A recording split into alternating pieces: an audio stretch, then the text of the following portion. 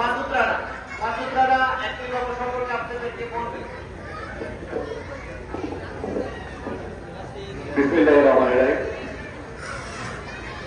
মুক্তারপুর সমাজ কর্তৃক আয়োজিত আজকের এই উঠান বৈঠকে মুক্তারপুর সমাজের যারা উপস্থিত রয়েছেন সবাইকে আমার পক্ষ থেকে সালাম জানাচ্ছি।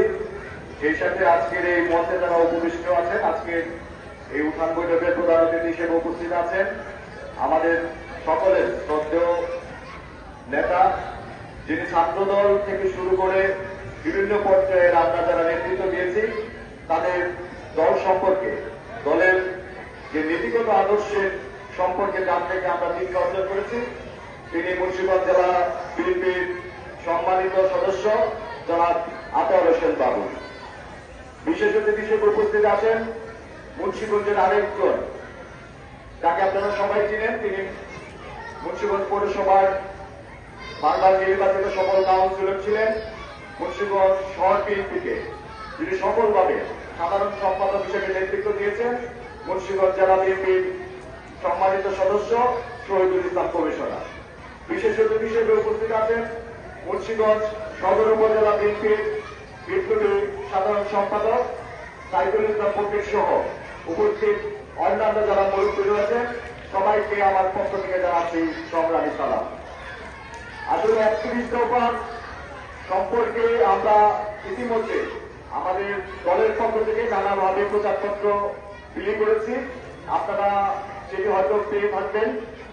সেই সম্পর্কে বলার আগে যে বিষয়টি আমি বলতে চাই সেটি হল, আপনারা বা আপনাদের গ্রামের একজন সন্তান যিনি আপনাদের এই পঞ্চসারের নামকে উজ্জ্বল করেছেন, যিনি এই পঞ্চসারের একজন সন্তান হিসেবে মুন্সিগঞ্জের যে আমূল পরিবর্তন এনেছেন, আজকে আমরা মুন্সিগঞ্জের যে উন্নয়নের ছোঁয়া দেখি, আমরা যে জায়গায় আজকে এই মঞ্চটি করেছে তার উপরে যে আমরা দৃষ্টি দেখতে পাচ্ছি দলেশ্বরীর উপর দিয়ে, এমনকি মুন্সিগঞ্জ শহরের মধ্যে দিয়ে যে একটি খালের মাধ্যমে বিভাজন ছিল, অনুন্নত রাস্তাঘাট ছিল, অবকাঠামোগত যে অনুন্নত ব্যবস্থা ছিল, এই সকল ব্যবস্থা কিন্তু একজন নেতার হাত ধরেই সৃষ্টি হয়েছিল। তিনি এই মুন্সিগঞ্জের উন্নয়নের রূপকার হিসেবে এই অঞ্চলের মানুষের অবকাঠামোগত সকল উন্নয়ন করেছে।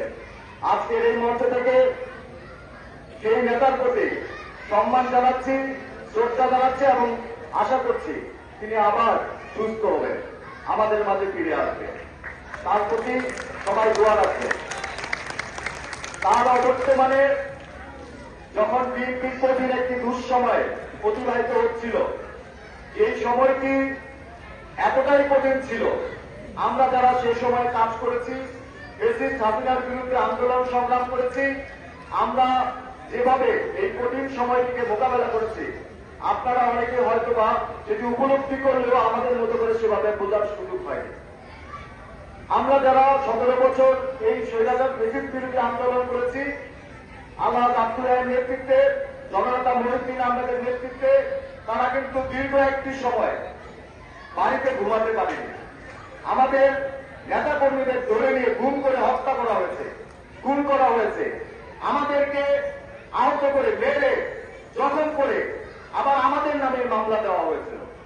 এরকম অত্যাচার নির্যাতনের দীর্ঘ একটি সময়ে, যে কঠিনতম সময়ে হাইদায় অসুস্থ হওয়ার পর যিনি মুন্সিগঞ্জ জেলা বিএনপিকে নেতৃত্ব দিয়েছেন, মুন্সিগঞ্জ জেলা বিএনপির বর্তমান সদস্য সচিব জননেতা মহিউদ্দিন আহমেদ। মহিউদ্দিন আহমেদ সত্যিকার অর্থে যদি বলতে হয় তাহলে বলতে হয় এই কথাটিও, একজন মহিউদ্দিন আহমেদ আব্দুল হাইদের পেছনে ছিল বলে আব্দুল হাই এতটা শক্তিশালী ছিলেন, তিনি জনগণের জন্য কাজ করতে পেরেছিলেন। কারণ মহিউদ্দিন ভাই কখনো ব্যক্তিগতভাবে নেতা হতে চাননি, যিনি নেতৃত্ব দিয়েছেন আল্লাহ আব্দুল হাই, তার জন্য তার পিছনে থেকে তিনি কাজ করেছেন। কিন্তু সমস্ত নেতাকর্মীদের ভালো মন্দ সমস্ত খোঁজখবর কিন্তু তিনি একমাত্র রাখতেন, আমাদের অভিভাবকের মতো আমাদের পাশে থেকে কাজ করতেন। আমরা যে দীর্ঘ 17 বছর আন্দোলন সংগ্রাম করেছি, হামলা মামলার শিকার হয়েছি, বাড়ি ছেড়ে ভেড়ারি থেকেছিলাম, আমাদের সমস্ত বিষয়ের দায় দায়িত্ব তিনি পালন করতে পেরেছিলেন। আর তিনি ছিলেন বলেই আমরা কিন্তু দীর্ঘ একটি সময় ফ্যাসিস্ট বিরোধী আন্দোলন সংগ্রাম চালিয়ে যেতে পেরেছি। তাই আমি মনে করি আমাদের চাইতে আপনারা বেশি সৌভাগ্যবান, কারণ আপনাদের এই অঞ্চলের একটি সন্তান যিনি শুধু এই অঞ্চলেই নয় গোটা মুন্সিগঞ্জ জেলা বিএনপির নেতৃত্ব দিচ্ছেন।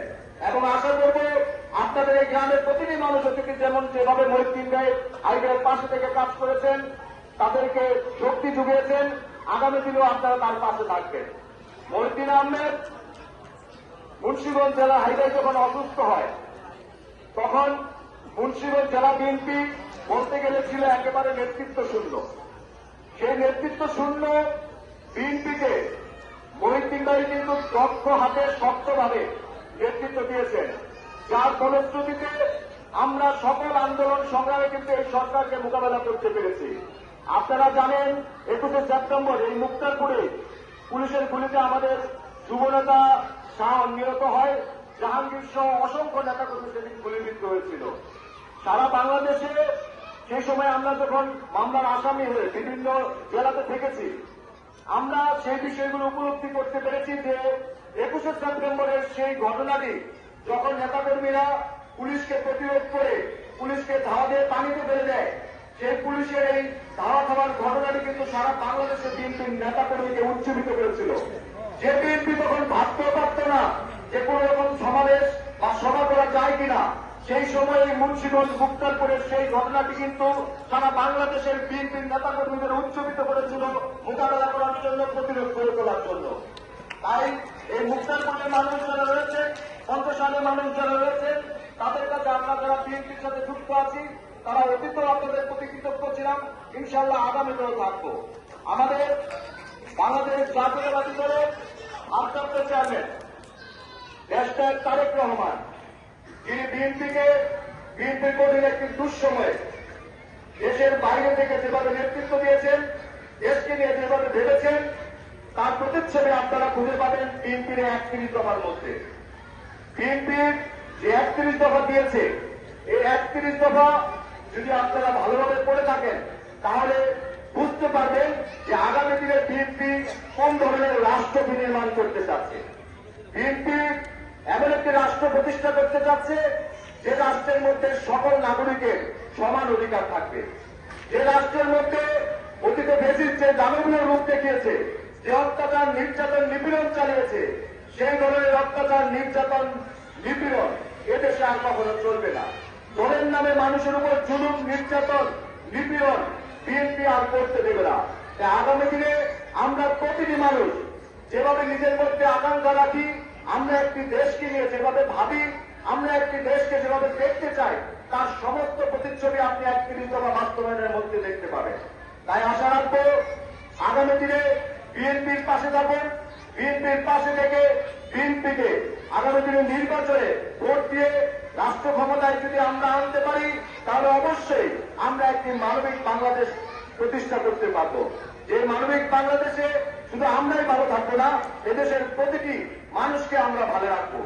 তাই আমার বক্তব্য দীর্ঘায়িত করব না, আমি বক্তব্যের পরিশেষে শুধু এইটুকু বলবো, জননেতা মহিউদ্দিন আহমেদ বর্তমান যিনি বিএনপির নেতৃত্ব দিচ্ছেন এবং আগামী দিনে যিনি মুন্সিগঞ্জ 3 আসন থেকে বিএনপির মনোনয়ন প্রত্যাশা করছেন, আমরা দৃঢ়ভাবে বিশ্বাস করি জননেতা মহিউদ্দিন ভাইয়ের প্রতি দেশটার তারেক রহমান কখনো অবিচার করবেন না।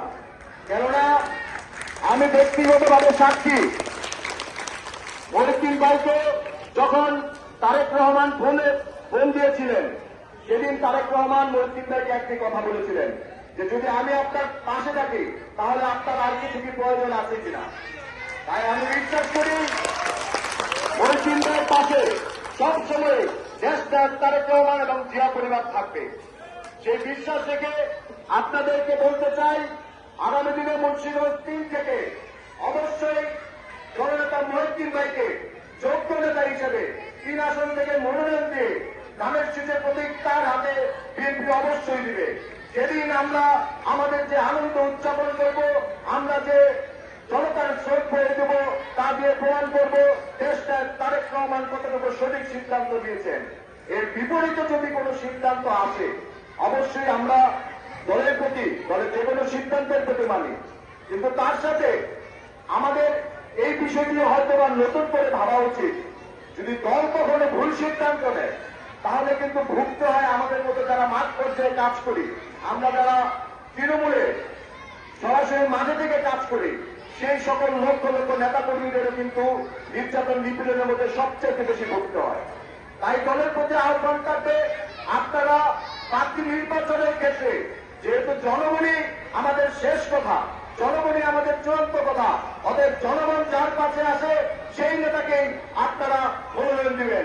সেই প্রত্যাশা রেখে, সেই আশা রেখে শরীফ ভাইকে আগামী দিনে মুন্সিগঞ্জ 3 আসনের মনোনয়ন পাবে, এই প্রত্যাশা রেখে আমার সংক্ষিপ্ত বক্তব্য শেষ করছি। সবাই ভালো থাকবেন, সুস্থ থাকবেন। বাংলাদেশ জিন্দাবাদ, বাংলাদেশ জাতীয়তাবাদী যুবদল জিন্দাবাদ, শহীদ জিয়া অমর হোক, দেশনেত্রী বেগম খালেদা জিন্দাবাদ, তারেক রহমান জিন্দাবাদ, আলহাজ আব্দুল্লাহ জিন্দাবাদ। ধন্যবাদ সবাই।